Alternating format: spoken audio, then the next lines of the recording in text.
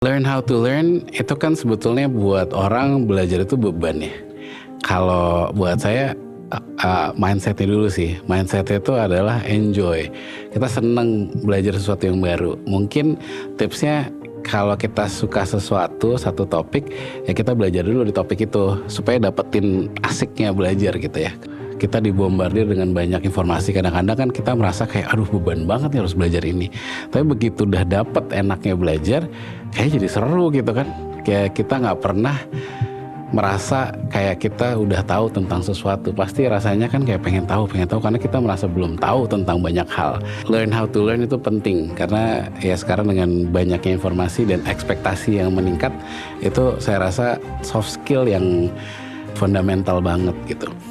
Nah, high quality itu kalau kita nggak belajar fondasinya, misalnya kayak tadi ada ilustrator, dia belajar bikin marketing deck gitu, dia harus ngerti marketing dong, apalagi misalnya marketing untuk film tuh gimana sih. Nah kan dia harus belajar fundamentalnya tuh. Nah ya itu fundamental dipelajarin, terus dia bisa being critical terhadap AI. Jadi kalau AI ngasih sesuatu tuh ini enggak deh kayaknya, kayak gini deh menurut gue, gini deh gitu. Jadi Inspigo. Inspiration on the go. Ya unfortunately fresh grad sekarang ekspektasi tinggi banget nih untuk bisa masuk ke dunia kerja karena udah harus punya ya fluency yang levelnya cukup tinggi gitu.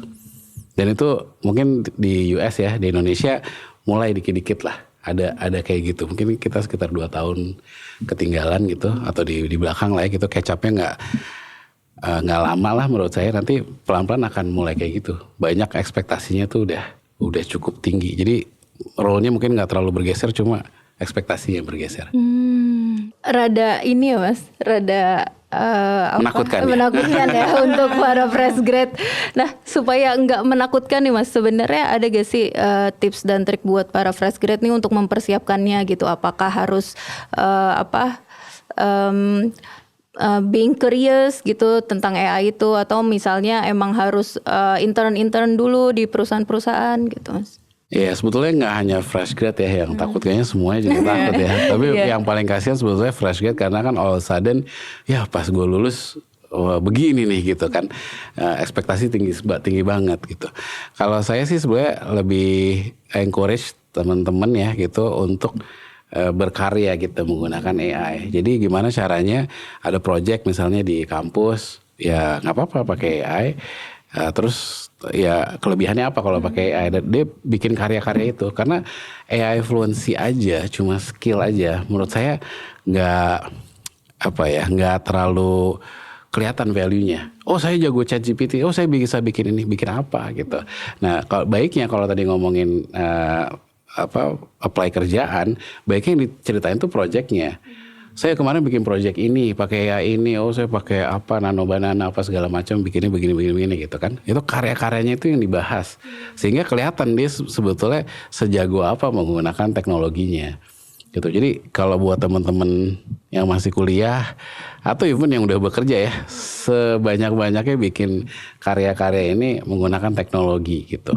Memang sih teknologi baru banget, jadi nggak comfortable menggunakannya.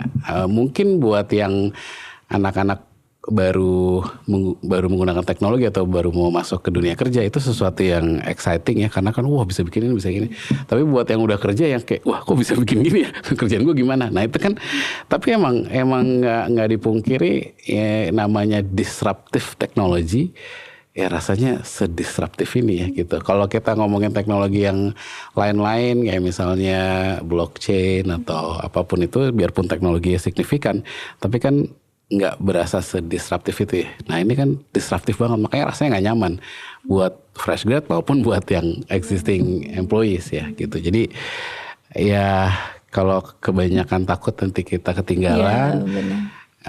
Kalau cuma belajar aja tanpa ada karya, itu juga sayang menurut saya, karena yang pada akhirnya belajar terbaik itu adalah berkarya itu ya, akan menghasilkan sesuatu. Oke. Mas Tio, tadi kan kita udah sempat dengar juga ya kayak berkarya itu penting gitu, menggunakan AI. Nah tapi kayak buat soft skillnya sendiri nih Mas, supaya kayak karya ini kan juga harusnya bisa improve gitu ya. Nah, soft skill apa sih yang dibutuhkan di dunia kerja gitu, supaya kita juga yang tadi nggak jadi work slow pakai AI itu. Yang pertama sebetulnya kalau untuk existing employee, ini berlaku juga untuk para fresh grad atau mahasiswa ya, itu learn how to learn. Jadi belajar gimana cara belajar gitu, karena sekarang ada misalnya satu role di perusahaan, dia saya kemarin ketemu nih sama ada satu ilustrator, dia memang jago ilustrasinya, jadi dia tetap di keep gitu sama perusahaannya, tapi sekarang disuruh bikin deck gitu ya untuk presentasi, konsep-konsep. Dia kebetulan kerja di advertising agency. Nah, bikin konsep-konsep buat launching film segala macam ya. Jadi harus belajar hal-hal baru yang di luar domain awalnya gitu, tapi masih berhubungan sama creativity. Nah, dia harus belajar itu dan dia harus tahu cara belajarnya supaya bisa lebih cepat, tapi juga nggak dangkal gitu. Jadi learn how to learn itu penting, karena ya sekarang dengan banyaknya informasi dan ekspektasi yang meningkat, itu saya rasa soft skill yang fundamental banget gitu. Yang kedua critical thinking gitu kan, tadi kita ngomongin tentang high quality gitu kan. High quality tuh kalau kita nggak belajar fondasinya, misalnya kayak tadi ada ilustrator, dia belajar bikin marketing deck gitu, dia harus ngerti marketing dong. Apalagi misalnya marketing untuk film. Marketing untuk film tuh gimana sih? Audiensnya seperti apa? Cara membikin orang tuh penasaran nonton film tuh gimana? Nah kan dia harus belajar fundamentalnya tuh. Nah ya itu fundamental dipelajarin. Terus dia bisa being critical terhadap AI. Jadi kalau AI ngasih sesuatu tuh ini enggak deh kayaknya, kayak gini deh menurut gue, gini deh gitu. Jadi dia tahu ilmunya, terus dia tahu juga tentang mungkin kalau tadi ngomongin marketing buat film, tahu contoh-contoh gitu di luar sana. Jadi dia mau belajar banyak gitu, sehingga dia bisa challenge si AI-nya gitu. Otherwise dia terima aja gitu aja, jadi workshop nanti jadinya kan. Itu yang kedua ya, critical thinking. Yang ketiga menurut saya yang gak kalah penting, dan ini mungkin jarang banyak dibahas, adalah imagination. Menurut saya imagination itu adalah satu skill yang kita nggak pernah diajarin ya, atau mungkin dihilangkan waktu kita sekolah ya, punya imajinasi. Apa sih kalau kayak ngayal banget, semuanya ngayal gitu ya. Tapi itu adalah skill yang sangat punya potensi besar di era AI ini, karena AI kan sebetulnya kita bisa bikin apa aja, kita bisa berkarya apa aja. Tapi kalau imagination kita nggak di stretch gitu, tadi misalnya in the case of film marketing gitu, itu kalau kita nggak stretch bikin sesuatu yang wild, yang out of the box, yang benar-benar nggak kepikiran, nah itu kan capability itu kan kita yang punya. Kita nggak di drive sama AI-nya, tapi kita yang punya imagination, terus AI-nya kita suruh coba deh kalau gue mau bikin kayak gini gimana gitu kan. Nah itu sih 3 skills yang menurut saya penting. Tadi contohnya mungkin agak spesifik, tapi harusnya semua ruang lingkup pekerjaan bisa mengimplementasi skill tersebut.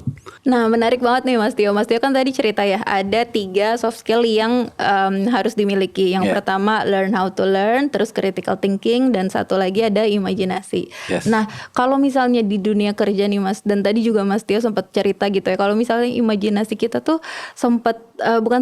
mungkin stuck dan bahkan nggak berkembang gitu Mas. Nah itu kalau di dunia kerja gimana sih cara kita supaya bisa memperbaiki itu dan bahkan meningkatkan imajinasi itu gitu? Iya, kalau tipsnya ya, kalau menurut saya yang saya jalani dan alami dan benar-benar merasakan benefitnya adalah cari referensi aja keluar gitu. Kadang kita melakukan sesuatu yang nggak berhubungan, misalnya kita sebagai product manager, kita datang ke museum gitu kan. Ya kalau emang suka ya why not gitu, kita lihat sejarah, kita perhatiin, ya observe something yang memang kita nggak biasa observe, belajar sesuatu yang baru. Dari situ kita bisa dapat ide-ide baru gitu ya, atau nonton film dari berbagai genre gitu, atau baca buku. Pokoknya lakukan hal-hal itu supaya kita punya banyak referensi, karena imagination itu kan sebenarnya apa yang mungkin kita udah pernah tahu ya, tapi belum pernah melakukan. Dan di film-film itu kan banyak yang kayaknya sangat jauh gitu secara potensi yang apa yang kita bisa lakukan kan. Dan mungkin itu akan membantu juga. Jadi sebenarnya banyak hal yang kita bisa lakukan, dan sebagai manusia justru itu sih mempunyai experience itu akan memperbanyak pengalaman-pengalaman yang kita bisa gunakan sebagai bahan untuk imajinasi berikutnya gitu ya. Itu sih menurut saya tips-tips yang bisa dilakukan, karena kan dulu mungkin waktu kita kecil kadang-kadang kita mau ngapain nggak boleh gitu, atau mimpi terlalu jauh nggak boleh gitu ya. Jadi banyak limitasi itu. Sebetulnya nggak kayak gitu kan, kita bisa melakukan apa aja yang kita mau gitu, dan itu harusnya sangat bisa ngebantu men-stretch ya. Nanti dari imajinasi itu kita turunkan lagi ke bumi gitu ya, apa yang kita bisa lakukan di pekerjaan kita gitu. Dan itu akan lama-lama menjadi uniqueness kita loh. Jadi kan setiap orang punya uniqueness dalam berkarya kan beda-beda. Nah mungkin kalau kita sukanya tadi ke museum gitu, wah ternyata sebagai seorang product manager ini kok punya gambaran ini ya, misalnya belajar tentang peradaban sebelumnya gitu. Oh peradaban sebelumnya teknologi seperti ini, makanya peradaban sekarang teknologi seperti ini gitu kan misalnya. Berarti itu kan tuh uniqueness-nya si orang itu tersendiri kan gitu. Jadi influence itu bisa kita ambil dari berbagai macam sources ya. Oh, I see. Berarti cari referensi yang banyak, terus seiring dengan pengalaman yang kita punya, kita bisa connect the dots, dan itu bisa jadi uniqueness kita gitu ya Mas? Ya, dan of course bisa jadi bahan imajinasi kita juga ke depannya. Oke, I see. Oke. Tadi Mas Tio ngomongin cara melatih imajinasi, jadi penasaran juga nih Mas. Kalau buat melatih kayak learn how to learn, terus juga tadi critical thinking, itu ada tips gak sih Mas yang gampang gitu kita lakuin? Learn how to learn itu kan sebetulnya buat orang belajar itu beban ya. Kalau buat saya mindsetnya dulu sih. Mindsetnya itu adalah enjoy.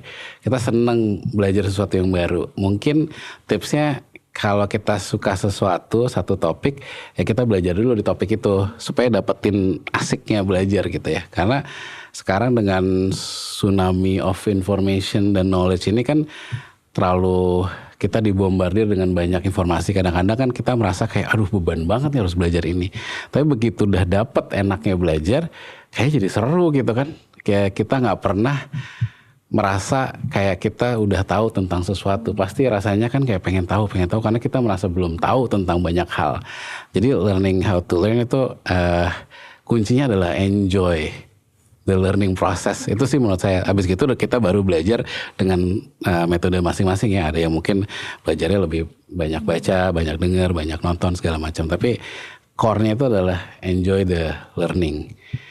Kalau critical itu ya semakin kita, apalagi dengan AI ya, kita coba challenge terus gitu kan, apa yang kita tahu, especially di expertise kita dulu. Kita mulai dengan apa yang kita tahu, yang kita udah lakukan bertahun-tahun, kita bikin sesuatu bareng sama AI, kita challenge. Nah itu latihan di situ dulu. Nanti kalau udah bisa dapet ya kolaborasi antara kita dan AI-nya, nanti dengan hal-hal yang baru kita akan punya habit yang sama gitu. Nah tapi kuncinya adalah kita tahu dulu fondasinya kayak gimana. Kalau kita nggak tahu, kita mau challenge apa gitu kan, itu sih. Kira-kira kalau imagination tadi kan udah ya. Iya.